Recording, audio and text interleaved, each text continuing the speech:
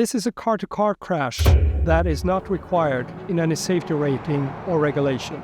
We have 3 EX90 cars in this test, the first ever public test with 3 electric cars in a single sequence. This test recreates a typical real-world scenario when the driver might not be able to see an object and brake in time. The first car runs at 50 kilometers an hour towards the second car, but managed to brake to full stop just in time, avoiding a collision entirely. The automatic emergency braking, also known as AEB, is an example of the preventive safety features thanks to EX90's advanced sensor set. Then the third car came towards the second car on the side at 55 kilometers per hour.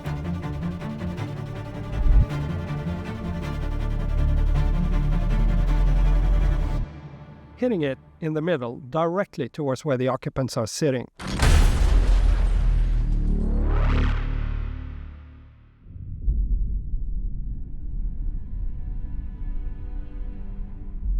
The car engaged its strong safety cage, and that helped transfer the loads while managed to deform and absorb the energy from this violent crash. These structures follow the same principles like in the world-first technology we introduced in 1991, called the SIPS, Side Impact Protection System. And of course, the side airbags and inflatable curtains were also activated immediately at the impact, and that helps to protect the occupants. In the side-impacted EX90, we had 3 crash test dummies, and in the EX90 exposed to a frontal crash, we also had 3 dummies. The energy in this crash test is about 30% higher than the most severe standardized side impact tests required today. There would have been no serious injuries, according to the data that we collected from these cars and the dummies.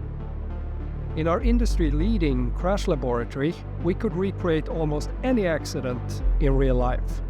The test today is a great example on how we can cover a wider range of scenarios than what is required to achieve 5 stars in any rating. It is essential to meet our pioneering safety standard for safety in the real world, so we can create safer cars to better help protect people and accelerate to a future of 0 collisions.